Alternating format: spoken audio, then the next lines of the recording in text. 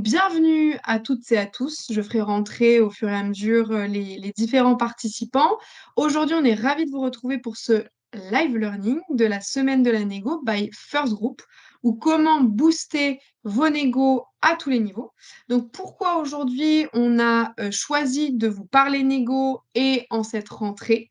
Alors que vous soyez responsable des ventes, formateur ou encore expert en achat, vous savez mieux que quiconque que la négociation, elle est au cœur de nos activités quotidiennes, mais d'autant plus aussi pour la période de la rentrée, avec les projections, les remises, les bilans de fin d'année. Il y a beaucoup d'organisations aussi qui sont très actées sur et orientées négociation. Donc la rentrée de septembre, c'était l'occasion de vous projeter dans ce live learning pour notamment mieux perfectionner ou maîtriser l'art de la négociation et peut-être mieux comprendre comment vous pourriez amener vos équipes, votre organisation vers une maîtrise de la négociation. Et là, on l'a appelé à tous les niveaux. Je ne vais pas en dire plus, mais ce sera Léa et Claude qui vous en parleront, notamment en matière d'entreprise, en matière de dispositifs et également en matière d'expérience apprenant. Voilà, donc je laisse le flambeau à Léa et Claude, qui sont alors experts et notamment Claude, formateur en négociation, pour vous en parler et vous partager les clés de ce fameux live learning, comment booster vos négos. Alors, je vais commencer, si vous le voulez bien, par me présenter. Donc moi, je suis Léa Ménager, je suis, chef de projet formation, chez FG Learning, FG Learning by First Group. Donc on est la partie, organisme de formation et on couvre, beaucoup de thématiques, dont la négociation et Mmh. je travaille, beaucoup avec Claude depuis un certain temps sur ces problématiques-là. Claude Mmh. qui est donc un de nos experts. Est-ce que tu veux, peut-être te présenter aussi Oui, rapidement? très rapidement, bon, j'ai l'âge de mes artères, donc maintenant ça fait quelques années que je fais de la négociation. Moi, j'ai toujours été acheteur ou formateur, mais formateur dans les achats. Et donc ça fait 35 ans que je fais de la négociation et en plus, j'allais dire, j'ai 3 enfants, donc j'ai été amené à négocier encore plus, que la plupart des gens. Donc voilà. Heu, la, d'une manière générale, ce que je voulais dire, c'est que, même si je suis, expérimenté, je ne pense pas être un négociateur talentueux. Tout ce que je sais, je l'ai appris. Voilà. Et justement, on va commencer un petit peu avec ça. On sait que la négociation, c'est quelque chose d'essentiel, à la fois dans le monde professionnel et puis, personnel, comme, vous venez de le dire, Élodie et Claude. En entreprise, elle est présente, dans les décisions stratégiques, dans la gestion des conflits, pour, participer, au renforcement des relations avec vos clients, hein, dans un sens comme dans l'autre. Une Mmh, négociation réussie, ça nous permet vraiment, d'ancrer une bonne relation client. Une négociation qui se passe mal, ça peut plutôt la déstabiliser. c'est Et vrai. puis sur le plan perso, ça nous aide aussi à résoudre des conflits, à optimiser, nos décisions financières, à améliorer notre qualité de vie, tout ce genre de choses. Donc en développant ses compétences en négociation, on va pouvoir vraiment influencer positivement sa carrière, ses relations interpersonnelles et ça en fait donc une compétence, hyper importante, pour tout le temps, mais comme le disait Élodie, aussi pour préparer cette rentrée et pour en faire une rentrée réussie. Mmh, Mais comment font ceux qui savent négocier? Tu le disais Claude, c'est pas qu'un talent, hein, alors comme pourquoi ouais, certains arrivent, à ressortir du restaurant avec une addition plus légère ou à ressortir de leur agence, immobilière avec un meilleur prix. bah, Voilà. je vais dire, comment? C'est un savant mélange de, comment dire? D'audace et de souplesse, en fait. C'est vraiment ça. Bah, j'aime bien cette phrase, de Richard Nixon, parce que c'est vrai qu'il faut toujours être prêt à négocier et mais ne jamais être négocié sans être prêt. Alors ça reflète, la capacité de certaines personnes, comme tu disais, qui arrivent à s'en sortir mieux que d'autres. C'est qu'en fait, déjà, ils sont prêts de nature. C'est-à-dire qu'en fait, quand ils ont la possibilité de rentrer dans une négociation, leur marché, ils connaissent, leur dossier. Ils ont des éléments de calcul, qui sont tout prêts dans leur tête et qui sont capables de manipuler de façon très rapide. Et donc c'est ça qui fait l'avantage. C'est ça qui fait les avantages, c'est parce que en fait, ils sont prêts, ils ont déjà tout dans leur tête Et bah, finalement, pour eux, c'est relativement fluide. C'est relativement fluide. Alors, deuxième chose aussi, c'est que ils ne font jamais de la négociation. En tout cas, la plupart du temps, j'ai rarement vu des bons négociateurs faire de la négociation une affaire personnelle. Ça n'est jamais personnel, c'est tout, ça n'est jamais émotionnel, c'est toujours factuel en fait. Donc il y a des fois, bah oui, en effet, il faut accepter que ça ne va pas avancer comme on veut, mais après tout, tant qu'on n'a pas dit oui, on n'a pas fait de mauvaise affaire. Donc on a toujours la possibilité de reculer et de dire, bah non, on ne va pas signer aujourd'hui parce que moi je ne suis pas prêt, vous n'êtes pas prêt, et on passe à autre chose. Voilà. Et voilà, pour moi c'est ça qui est vraiment important, c'est d'une part d'être prêt, de bien connaître ses basiques, d'aussi accepter que quelquefois, on n'aboutira pas dans le délai imparti et qu'il vaut mieux ne pas aboutir à signer un deal qui ne nous plaira pas plutôt que de signer quelque chose parce qu'on est désespéré, quoi. Tout à fait. Et l'idée, c'est dans ce webinaire, d'aborder, un peu plus avant, ce qui fait les compétences en négociation, hein, au-delà, Mmh, de ces premiers aspects. Et puis surtout, pour nous, c'était, de vous aider à prendre confiance des différents leviers qui, en tant qu'entreprise, en tant que, personne qui avait à gérer des négociations, dans votre quotidien professionnel, vous pouvez booster, vos négociations, celles de vos collaborateurs et qu'on puisse vous donner un petit peu, voilà, différents leviers pour ça. mmh, On mmh, a 3 leviers principaux qu'on a identifiés, aujourd'hui et qu'on va vous présenter, avec Claude. Le premier, c'est ce qui dépend de l'entreprise, mmh, puisque évidemment, hein, la négo, c'est une compétence individuelle, mais c'est aussi, dans le monde professionnel, d'abord et avant tout influencé par l'entreprise à laquelle on appartient et celle avec laquelle on négocie. mmh, Dans un second temps, la formation, qui est un formidable levier, pour booster vos négos.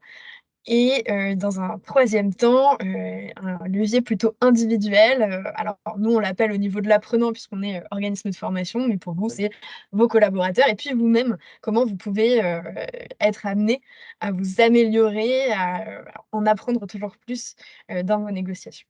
mmh. On aura une petite conclusion, et une phase de questions-réponses évidemment.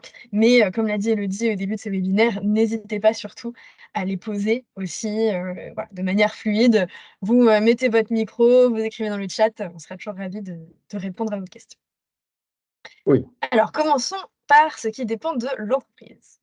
Comme je vous le disais, la négo et la culture de négociation, elle est avant tout, influencée par l'entreprise dans notre monde professionnel. Mmh, On peut retenir surtout 2 éléments qui vont avoir un impact important sur les négociations, la culture d'entreprise et les formations qui vont être proposées. mmh, Pourquoi la culture d'entreprise, va influencer la négociation? Bah, tout d'abord parce qu'on a un ensemble de valeurs et de normes qui sont transmis, dans l'entreprise. Une entreprise qui valorise beaucoup, la transparence, la collaboration, elle va pas du tout avoir, les mêmes manières, et de négocier.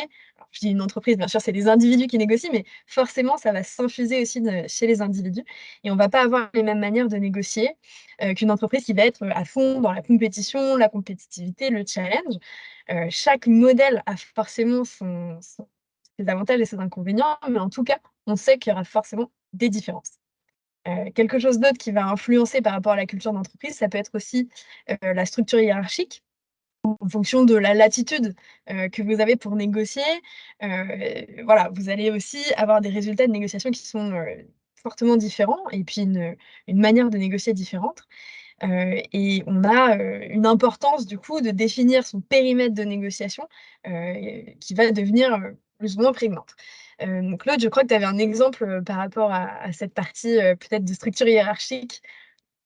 Bah, oui, enfin, je veux dire, on peut prendre plusieurs exemples, hein, on peut prendre plusieurs exemples. C'est vrai qu'il y a les entreprises qui sont très permissives, enfin, comment dire? Quand je dis permissive, c'est pas au sens négatif du terme, c'est simplement qu'ils laissent beaucoup de latitude, de négociation. Moi, ça m'est arrivé d'avoir de travailler dans les entreprises où, en fait, la créativité était de mise. C'est-à-dire qu'on demandait aux gens: «Bah, venez avec vos idées», et on n'a pas forcément défini une structure de négociation très rigide. Il y a d'autres entreprises où tout est organisé de manière pratiquement militaire.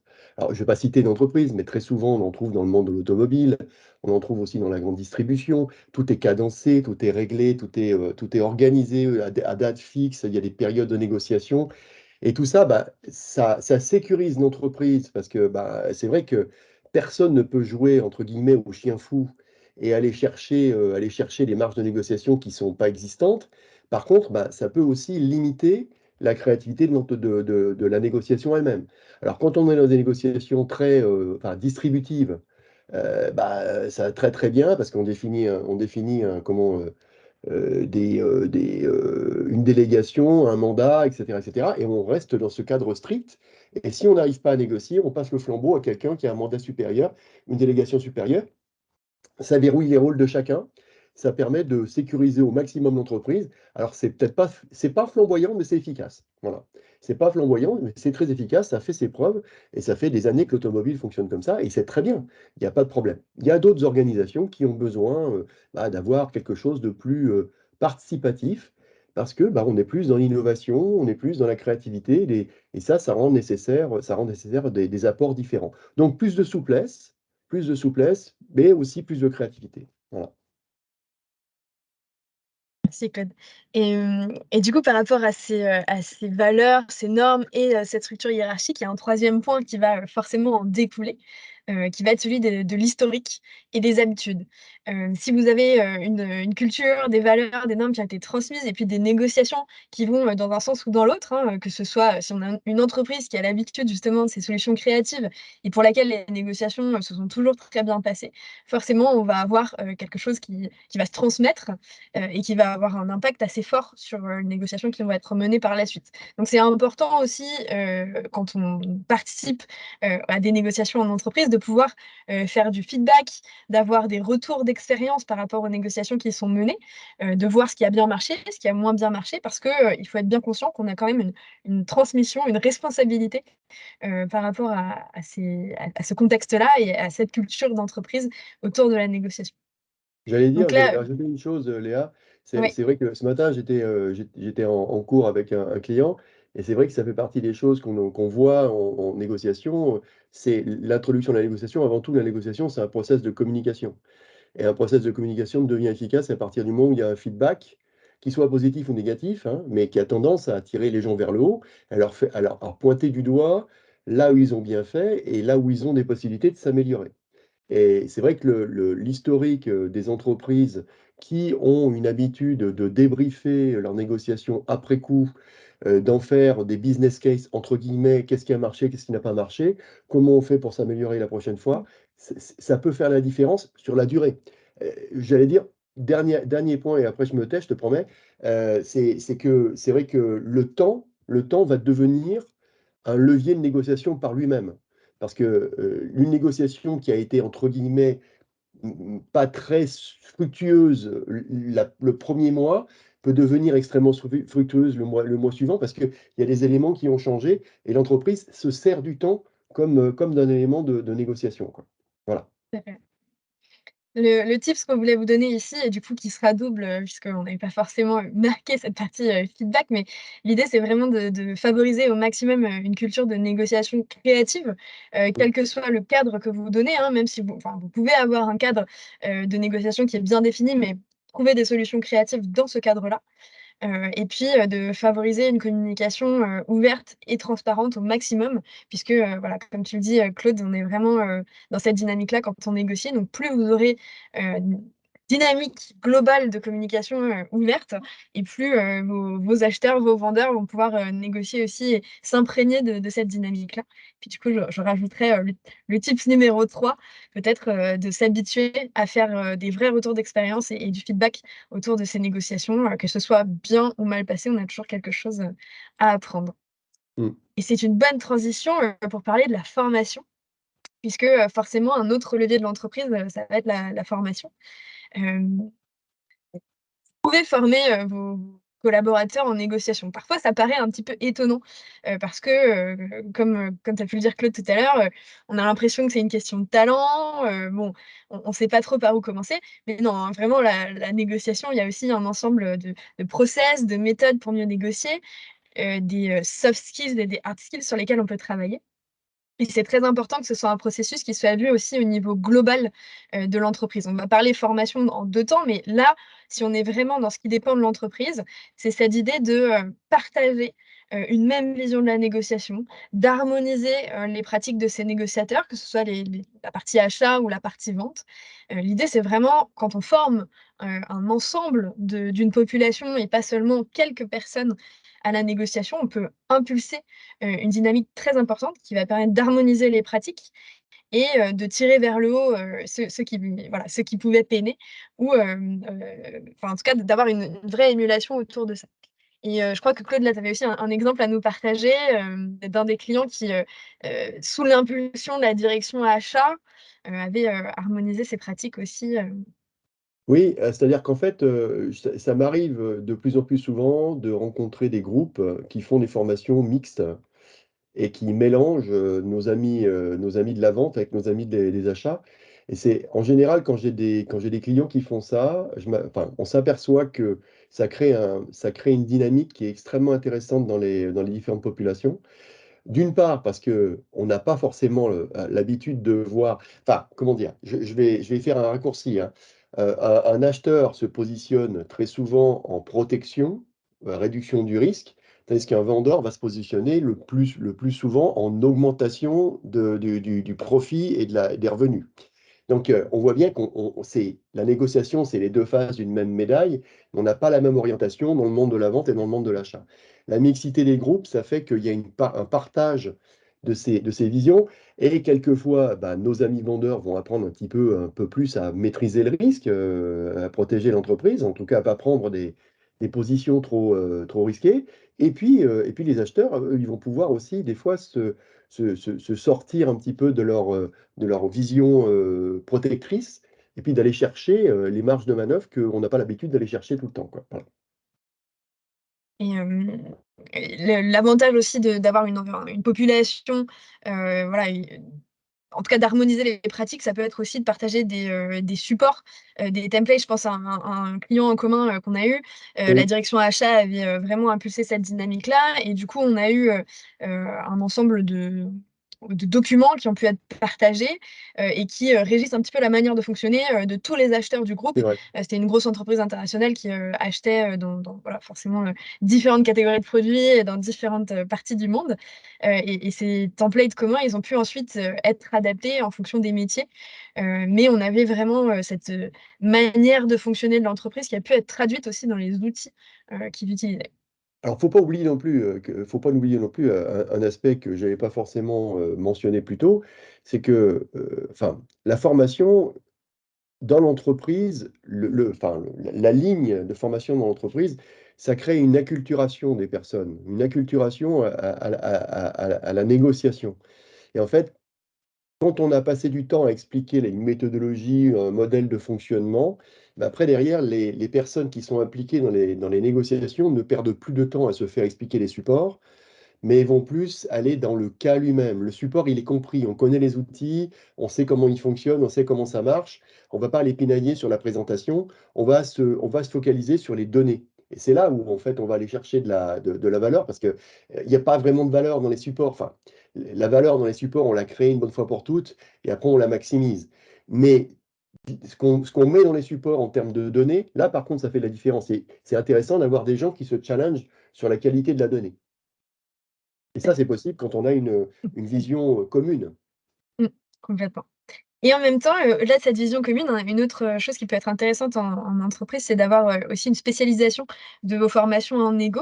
Puisque, forcément, on négocie pas, de la même manière en fonction de son périmètre d'action. Alors là, on parlait à la fois, de l'intérêt d'avoir de la mixité dans les groupes et notamment, là, on pense vraiment aux groupes acheteurs-vendeurs.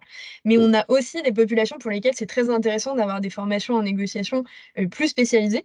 Je pense là notamment à des populations, RH, par exemple, pour lesquels on intervient aussi en négociation, mais qui ont forcément des cas de négo très différents. Alors ça peut être Complètement. intéressant aussi de mixer des populations, mais c'est intéressant qu'ils aient, des cas qui leur ressemblent.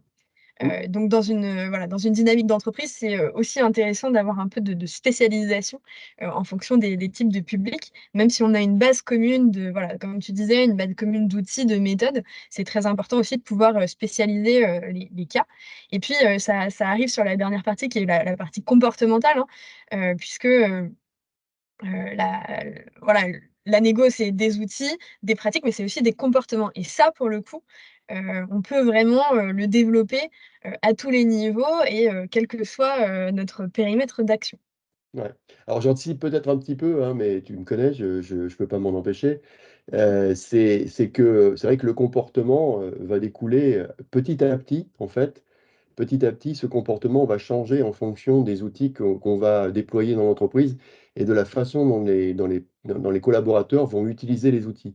Plus ils vont utiliser les outils de façon positive, plus ils vont retirer du positif de leur négociation, du débriefing, etc., etc. Quand je dis, il n'y a pas besoin d'être, quand je dis positif, c'est pas non plus être bienheureux, hein, on peut être positif tout en étant exigeant, c'est pas le problème. Mais ça va créer un comportement positif de la part des collaborateurs, dans le sens où, petit à petit, que je dis pas, je ne vais pas dire positif, je vais dire vertueux. C'est-à-dire que petit à petit, le contenu de la formation, le contenu des outils va devenir quelque chose qui est imprimé à l'intérieur des collaborateurs. Ils n'auront plus forcément à se positionner sur les outils, ça va devenir un réflexe, quoi. Un réflexe, vraiment. Et ça, c'est important. Ça, c'est hyper important. Tout à fait. Et comme petite transition, on va vous donner, notre tips ici, c'est de trouver un prestataire, adapté, parce qu'évidemment, vous pouvez avoir des formations, internes, mais l'idée, c'est d'avoir quelqu'un, qui comprend bien, à la fois les enjeux de l'entreprise et puis les enjeux des populations que vous avez à former. L'idée, c'est pas de refaire indéfiniment la même chose, hein, ce qui se voit beaucoup en négociation. Malheureusement, il y a encore, beaucoup de monde qui est formé, en école de commerce sur des techniques de négo, puis qui revoit les mêmes dans sa vie professionnelle. Mmh. Un bon prestataire de formation, il va vous aider à vraiment, matérialiser les bons enjeux, et à trouver, les leviers pour vos populations, pour qu'elles aient, quelque chose en plus, et puis pour s'adapter, à leurs problématiques réelles. Parce qu'il y a rien de mieux pour progresser que de s'adapter, aux problématiques réelles des collaborateurs. Si je peux me permettre, là, c'est pareil. C'est vrai que la qualité du prestataire, c'est aussi, sa capacité à écouter le besoin de l'entreprise et à lui proposer des outils qui vont réellement lui permettre non seulement de progresser, mais en plus j'allais dire, de matérialiser une culture d'entreprise. Ça sert Mmh, à rien de demander à une entreprise qui est très, je vais dire, hiérarchisée, de passer du jour au lendemain dans de la négociation créative. Si on arrive sur certains domaines d'activité à introduire un peu de négociation créative et à faire évoluer un peu les choses, ça va permettre de travailler. Et ça c'est vrai que c'est tentant de proposer toujours le même type mmh, d'outils, et des outils de négociation, il y en a quelques-uns quand même, hein. On peut en trouver beaucoup sur le marché quand même. Et de très bons outils, hein. Et de très bons outils. complètement. Il y en a de très bons, enfin moi, je ne pratique pas qu'un seul type de négociation, j'en ai au moins trois ou quatre. Donc voilà. Tout à fait. Et donc, une fois qu'on a choisi de faire la formation, d'impliquer ses collaborateurs dans la formation, qu'est-ce qui va qu'est-ce qui va nous permettre de booster? Quels vont être les leviers au niveau de la formation qui vont, nous aider à booster ses compétences en négo? Dans un premier temps, moi je voudrais qu'on parle des modalités. Ouais.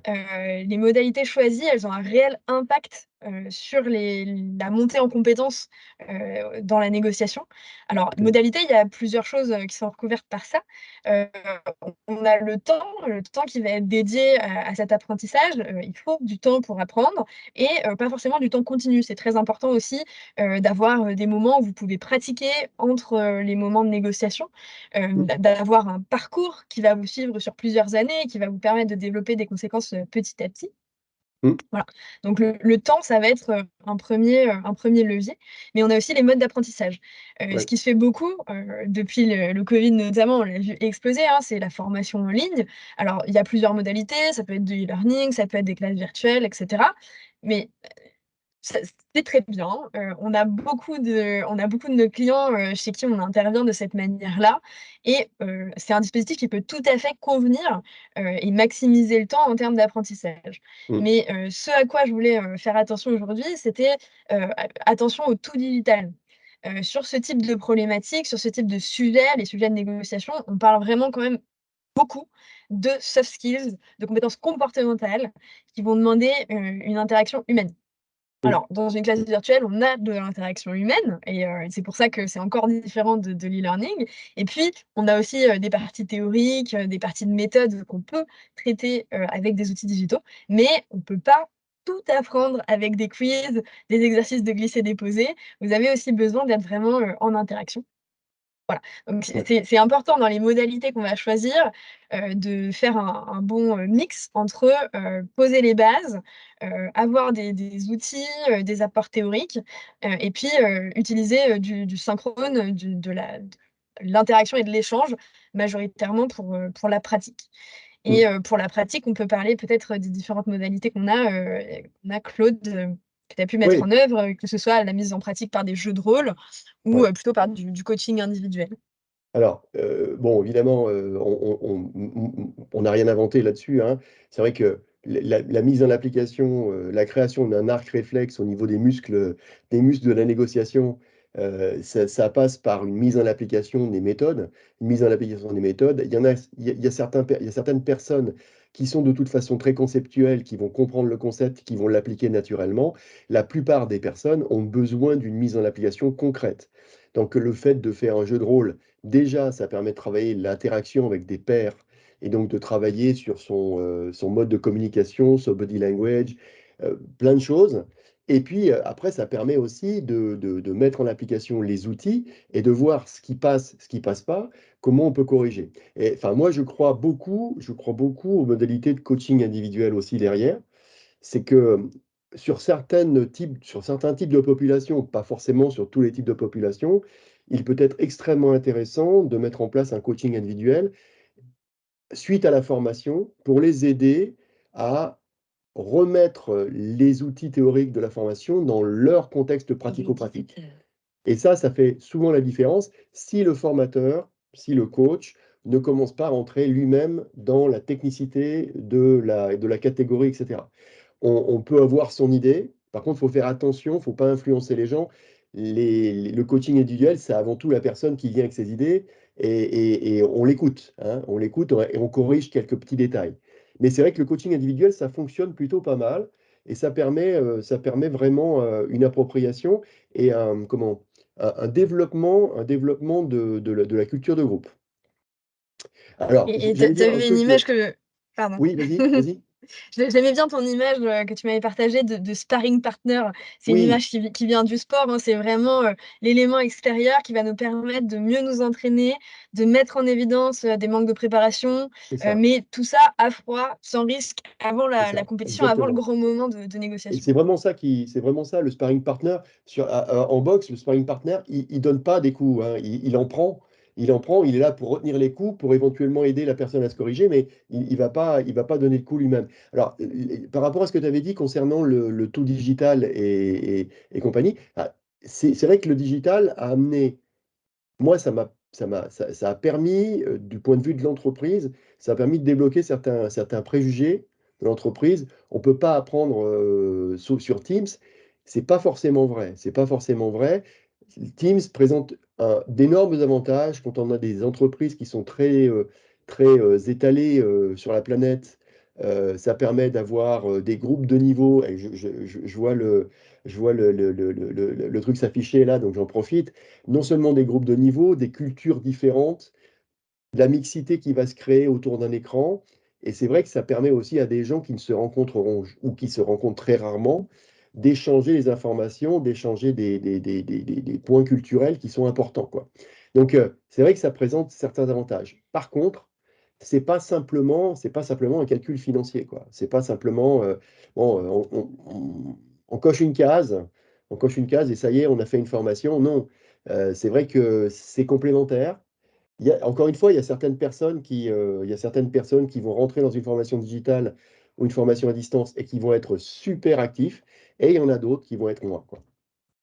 Ça dépend beaucoup Tout à de fait. la personne derrière. Et du coup, tu commençais à parler des groupes de niveau. Alors, les groupes Bah de oui. niveau, c'est un sujet, qui fait beaucoup parler. Est-ce que c'est une bonne Ah, idée? Est-ce que, on a des exemples, positifs, des exemples où au contraire, ça l'était moins? Moi, je dirais que ça dépend beaucoup de, l'attitude et de la bienveillance entre, les différents participants, C'est clair. formateurs compris. Oui, bien sûr. Oui, Mais, bien sûr. je crois que pour le coup, tu as pu expérimenter un petit peu les 2 Ah oui, parties. oui, oui. Ça je l'ai eu à différents niveaux en fait, bah, c'est le cas de le dire, à différentes occasions, que ce soit, dans de l'enseignement, en intra, en inter ou dans la formation continue et autres dispositifs. C'est vrai que le fait d'avoir des personnes de niveaux différents. Quand je dis de niveaux différents, quand on dit de niveaux différents, il faut s'entendre sur ce que veut dire niveau. Ça peut être des niveaux hiérarchiques différents, ça peut être des niveaux de complexité d'activité différents, ça peut être différentes choses. Mais par contre, faut pas qu'il y ait un écart de métier. Quand il y a un écart de métier, c'est plus compliqué. Alors, quand on fait de l'interaction entre des vendeurs ou des acheteurs, ça marche parce que malgré tout, on a comment dire, on a des éléments qui sont communs.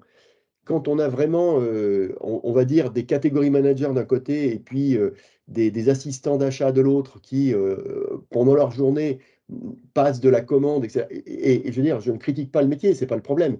C'est que simplement quand on fait des formations en négociation, ils vont pas retenir les mêmes choses. Il y en a qui risquent de s'ennuyer, enfin d'ailleurs les 2 risquent de s'ennuyer, pas pour les mêmes raisons. Pas pour les mêmes raisons. Donc ça va demander beaucoup d'énergie aux formateurs pour garder tout le monde, à la même vitesse et après derrière, les groupes de niveau, tu l'as dit, hein, ça dépend beaucoup de la bienveillance des gens et Mmh. quand certains se sentent investis aussi d'une responsabilité de faire grandir les autres, bah, ça marche plutôt pas mal. Ça marche plutôt pas mal. Mais c'est vrai que ça peut donner aussi envie à des collaborateurs de sortir de leur quotidien et de faire des nouveaux métiers. Tout à Et fait. aujourd'hui, hein, on évolue beaucoup. Alors l'autre tips qu'on pourrait donner ici, hein, c'est, quand même d'éviter, les gaps trop importants d'expérience, les gaps trop importants de métier, mais Ouais, d'essayer de mixer, les niveaux, les anciennetés aussi, ouais, pour plus d'interaction parce que c'est toujours très intéressant, en formation. Donc, ouais. globalement, si on résume un petit peu, ce qui dépend de la formation, ça va être vraiment, le choix des modalités qui doit être adapté, à votre entreprise, à votre population et puis, le choix de faire des groupes, qui vont, bien fonctionner et ça, on est toujours ravis de vous aider avec, nos retours d'expérience par rapport à tout ça, quand, on met en place des formations, et on a des coordinatrices qui le font très bien et qui ont l'habitude de traiter ces sujets-là. Je Et confirme. puis, pardon. J'ai dit: «Je confirme». Et puis, au-delà de tout ça, au-delà de Ah! ces aspects qui dépendent de l'entreprise, de la formation, il y a aussi des choses qui, dépendent des apprenants. Hein, forcément, ça dépend aussi de chacun d'entre nous, est-ce qu'on est prêt, à apprendre à négocier? Et puis, quelles sont les compétences qu'on va mettre en œuvre, dans tout ça? Pour commencer, je voulais, revoir avec vous, peut-être les 7 compétences clés, les 7 soft skills principales qu'on a à mettre en œuvre, en négociation. La première, ce serait, la communication, hein, c'est ce qu'on a dit, on est dans un cadre de référence, on a forcément une interaction de communication.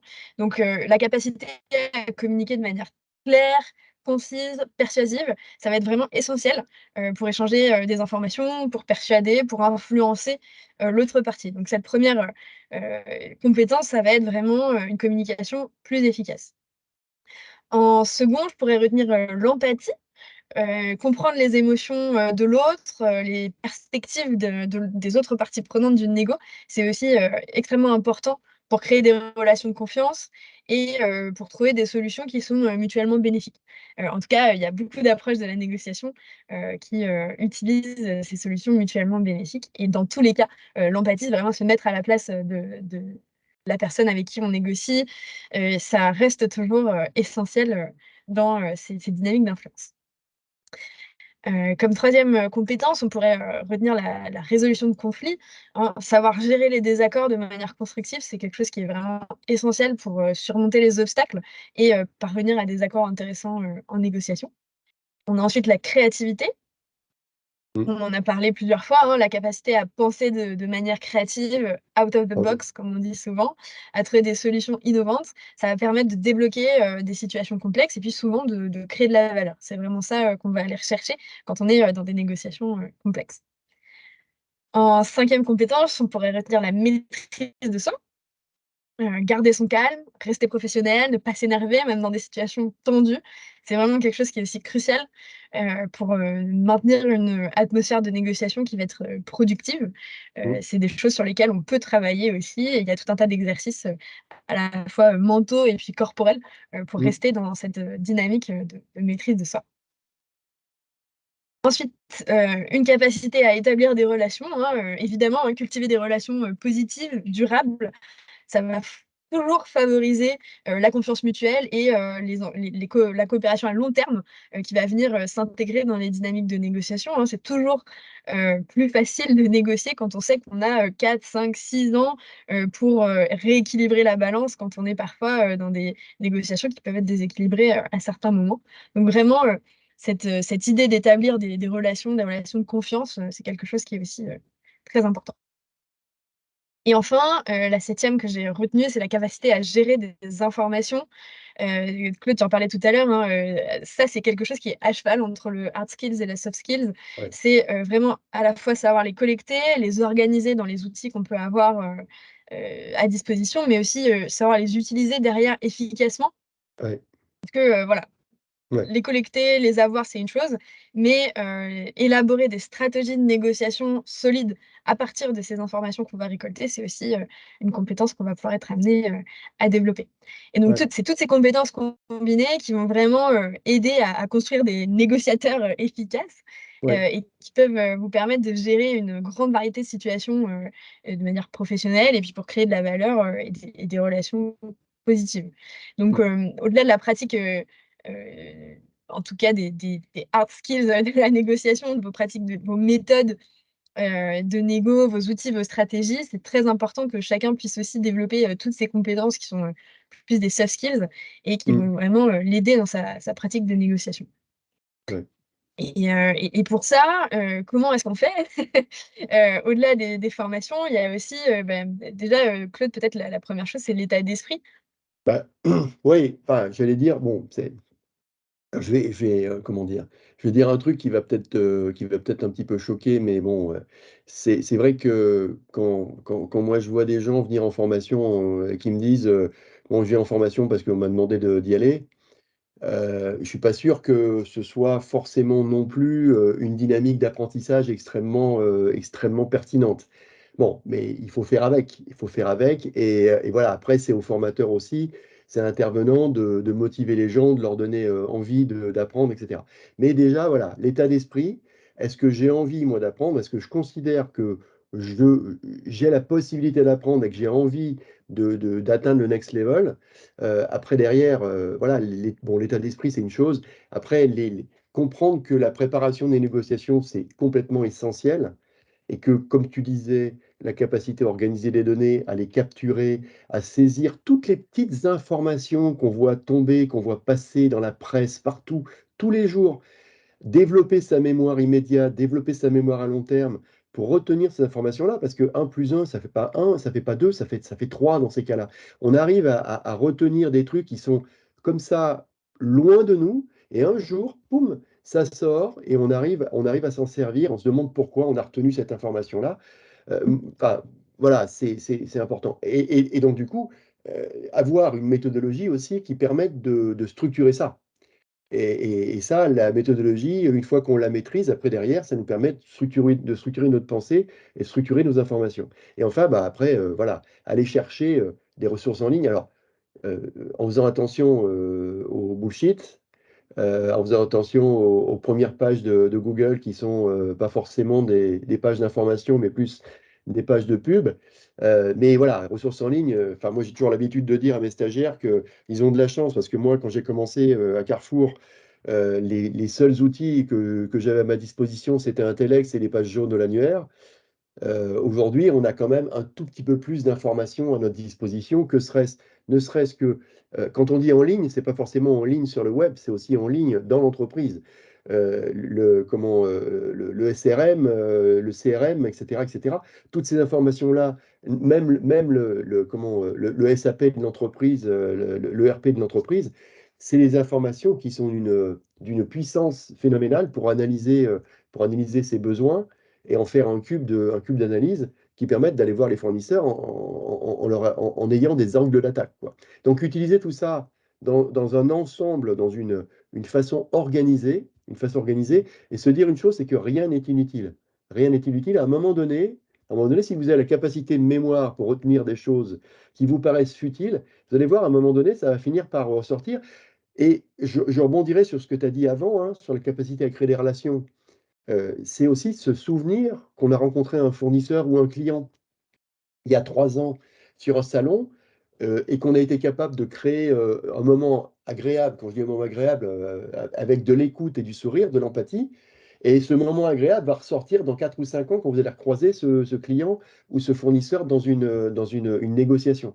Parce qu'il va se souvenir du bon moment que vous avez passé ensemble. Et ça, c'est très, très, c'est très, très, en ligne avec ce que disait Richard Nixon, hein.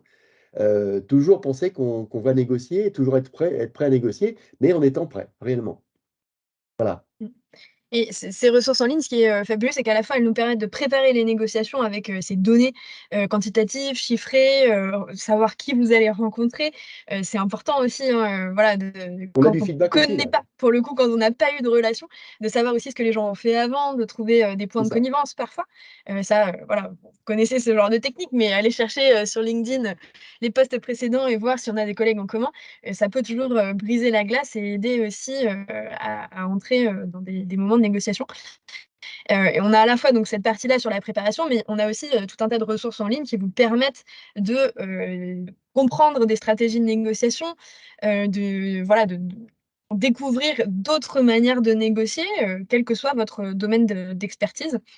Vous avez des podcasts qui, Ouais. racontent, des histoires de négociation, que ce soit des négociations qui peuvent être commerciales ou puis au contraire des grandes approches de politique internationale vers lesquelles vous allez pouvoir, faire de l'analogie.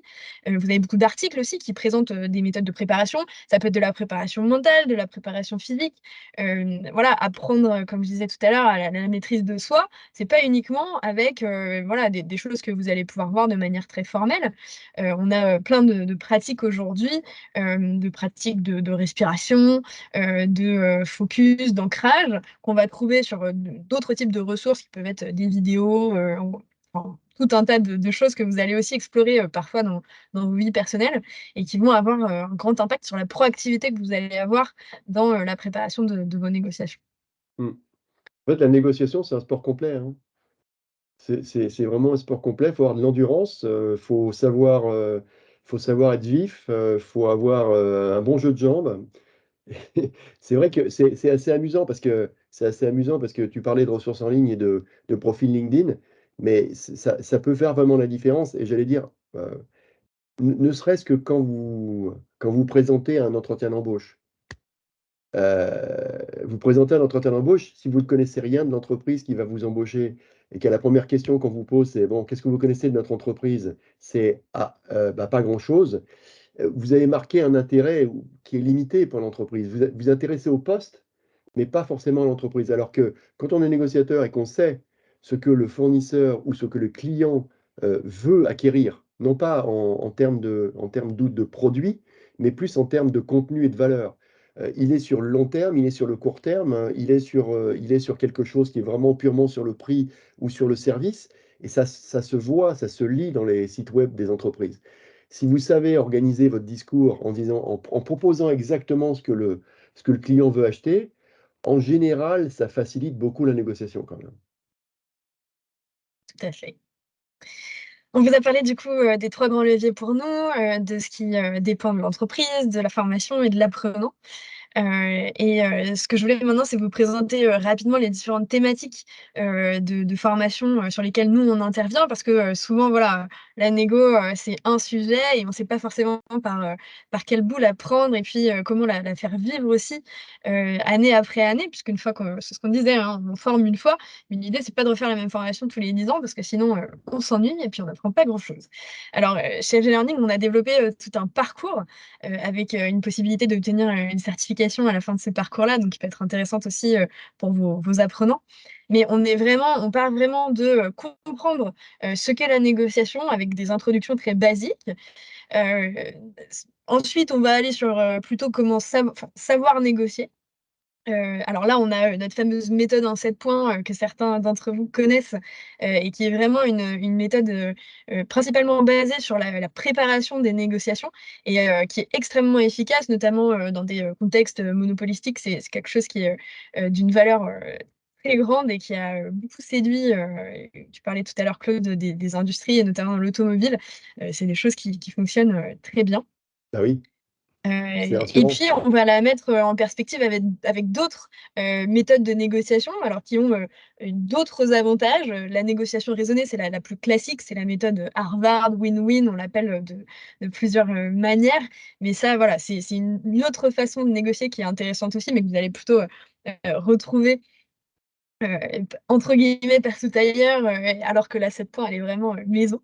Et puis, on a des compétences, soft qui vont venir s'intégrer dans ce premier niveau-là, qui sont, aussi, travailler le leadership, en négociation, travailler, toute cette partie de communication, d'empathie et cetera. Donc là, voilà, on va arriver avec un bloc assez, constitué autour de, comment négocier. Dans un second temps, quand on a des négociateurs qui sont déjà passés par ce type de formation-là, on va, évoluer vers, des négociations en environnement complexe. Quand on dit environnement complexe, on a, plusieurs, dimensions. On a, des dimensions qui vont être complexes parce qu'on a des acteurs qui vont être nombreux, qui vont être différents. Plus on a de parties prenantes dans une négociation et plus il va falloir, négocier avec des intérêts différents. On a, des négociations qui vont, avoir un cadre d'influence aussi, qui vont avoir on va devoir avoir des stratégies un peu plus globales, un peu plus politiques, d'influence, sur lesquelles on peut, apprendre à négocier aussi. On peut avoir des négos interculturels. Forcément, ça aussi, hein, la De culture, plus en plus. ça alors nous, on l'a vu en formation, ça crée des richesses, mais ça a aussi, forcément un impact sur notre manière de former et de la même façon, puisque ça a un impact sur la communication, ça a aussi, un impact sur notre manière de négocier. Donc la négo, interculturelle, aussi un aspect qu'on peut, développer. Et puis, tout ça, on va le lier, dans ce même niveau-là à l'intelligence émotionnelle en négociation. Donc là, on va un petit peu plus loin, que les dimensions de communication et d'empathie. On va vraiment aller rechercher, à créer de l'intelligence émotionnelle et à la développer dans ces moments de négociation. Et puis, pour les plus expérimentés ou en tout cas ceux qui veulent aller plus loin, on a un 3e niveau qu'on a appelé, déjouer les pièges de la négociation et là, on va être vraiment sur des aspects très spécifiques, de certaines négociations. On va aller dans du conflit.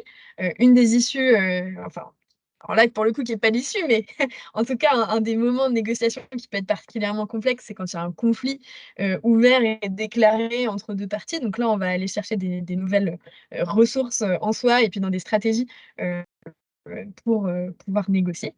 On va avoir la négociation créative. Là, c'est vraiment, une fois qu'on connaît bien les méthodes, les outils, qu'on a, usé de certaines stratégies, comment on va aller, créer des La solutions valeur. pour, voilà, créer de la valeur, trouver, des solutions, out of the box comme je disais tout à l'heure. Mmh. On a des contextes de crise aussi, hein, ça ressemble à la négociation conflictuelle, mais la crise, on est vraiment dans quelque chose de plus, impactant, émotionnellement aussi et là, on a des formations justement qui vous apprennent à gérer, enfin des formations, des séminaires qui vont vous apprendre à gérer ces contextes de crise, ces, war rooms, qu'on peut avoir dans différents métiers et puis on va avoir aussi, tout ce qui est technique de médiation, où là, on intervient parfois, en tant que «troisième œil» entre guillemets, dans une négociation. Heu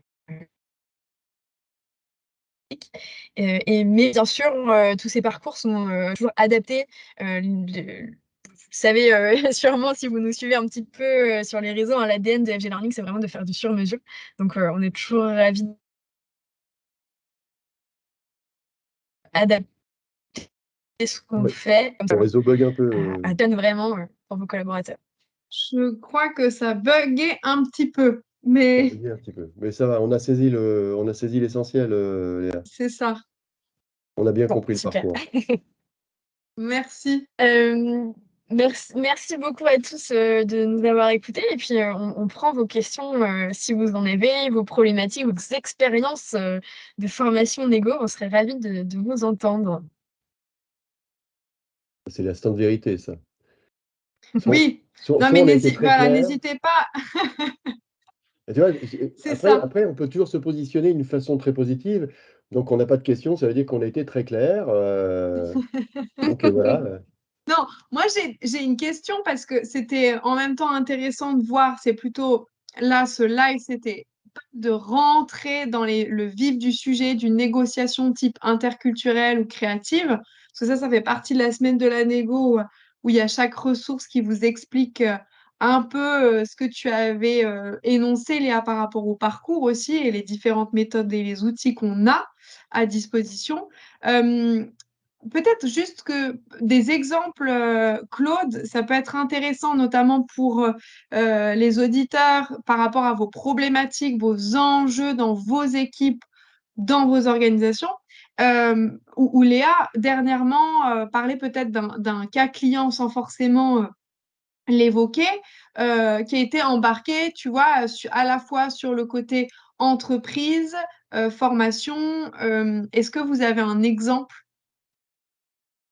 Voilà. Peut-être j'allais donner le nom du groupe, Non. mais Ben, il y en a plusieurs, hein, parce que moi je me souviens d'avoir travaillé sur 2 sujets au moins, où on a fait du sur-mesure. Et donc ça a été dicté par le fait que l'entreprise se trouve confrontée à des problématiques dures en termes de négociation. C'est-à-dire que, bon, il faut le dire comme c'est. C'est vrai que moi, j'ai toujours l'habitude de dire que depuis 35 ans, j'ai eu de la chance. J'ai jamais eu affaire à des crises telles qu'on a vécues dans les 3 dernières années. Et là, aujourd'hui, il y a certains acheteurs qui prennent cher quand même. Comme disent les jeunes aujourd'hui, ils prennent cher parce que bah, le marché s'est retourné. Le marché s'est retourné. On n'est plus sur un marché d'abondance et de compétition. On est sur un marché où certaines ressources sont devenues rares. Et donc, du coup, bah, il y a une compétition qui se crée à l'achat et non plus à la vente. Et il faut apprendre à gérer la. Et donc là, du coup, on a travaillé ici chez un client qui avait cette problématique-là et sur lequel ils avaient vu la nécessité de demander à leurs acheteurs de changer un petit peu de paradigme et de voir ce qui se passait justement dans un marché qui se retourne. Et ben oui, le marché il se retourne, mais c'est pas pour peut-être pas pour 20 ans, ça va peut-être durer 3, 4, 5 ans. Qu'est-ce qu'on fait pour faire face à ces problématiques et puis comment on les amène, quoi. C'est vrai que le groupe avait été très large en termes de public. Alors, ça a été un peu compliqué à gérer par moment, mais c'est vrai que, bon, d'un autre côté, ça a été intéressant parce qu'il y a certaines personnes dans la salle qui ont réalisé les problématiques dans lesquelles se trouvaient les intervenants de l'entreprise. Donc, on se retrouve souvent à gérer des ambiguïtés et on ne le dit pas. Et donc, voilà, ça a cet avantage-là, quoi. Ça a cet avantage-là. Entre autres, hein, entre autres. Mais ouais, Mais c'est. peut-être pour expliciter, parce que là, l'idée de ce parcours, c'était pouvoir aussi à différents niveaux devenir, enfin en tout cas pour l'apprenant ou les équipes, être davantage maîtres de leur négociation. Après, ça dépend de quelle situation, quelle pratique. Mais l'idée, c'est que ça se fasse, bon, on l'a évoqué, sur différents niveaux. Donc, niveau, mais aussi on parlait de des différentes strates, l'équipe, le collaborateur. Les situations, Léa, si tu en as évoqué, c'est des négociations, Mm. parce qu'on parle souvent d'acheteurs ou vente, mais c'est aussi dans des situations type négociation RH, Ah oui, il y en a Complètement. peut-être d'autres. En tout cas, un exemple qu'on peut peut-être donner aussi et de modalités différentes sur lesquelles ça a eu un vrai impact. On a travaillé avec Claude sur un groupe qu'on évoquait tout à l'heure, où on a à la fois formé les gens avec des outils communs. Donc la direction des achats a été impliquée vraiment dans la création des outils, ou en tout cas l'adaptation des outils de préparation des négociations qu'on allait utiliser. Ils ont été assez loin pour que ça corresponde vraiment à leur pratique quotidienne. Eux, c'était plutôt une entreprise avec un périmètre bien défini, c'est-à-dire on structure précisément ce qu'on va aller négocier. En tout cas, il y avait une volonté de la direction d'aller vers ça et de se dire il faut qu'on ait préparé en avance, que le N+1 soit au courant de ce que va négocier son acheteur ou son vendeur. avant d'aller négocier. Enfin voilà, on essaye de cadrer et d'avoir des outils qui permettent de cadrer pour ensuite avoir un petit peu de flexibilité. Et donc, on a eu à la fois cette dimension d'entreprise qui prend à cœur de transmettre ses valeurs, sa culture d'entreprise à ce niveau-là. On a eu un moment de formation donc, qui a réuni différents. Alors, pour le coup, là, on parlait vraiment de groupe et de seniorité avec Mmh. des très juniors et des très seniors, mais ça a été très riche aussi d'échanges. Et donc là, on a eu un moment de négociation concrète avec des jeux de rôle, avec voilà, tout ce qu'on a pu évoquer, avec une partie distancielle vraiment sur la méthode, qui reprenait ces outils construits en commun avec l'entreprise, et puis une partie présentielle avec beaucoup d'entraînement.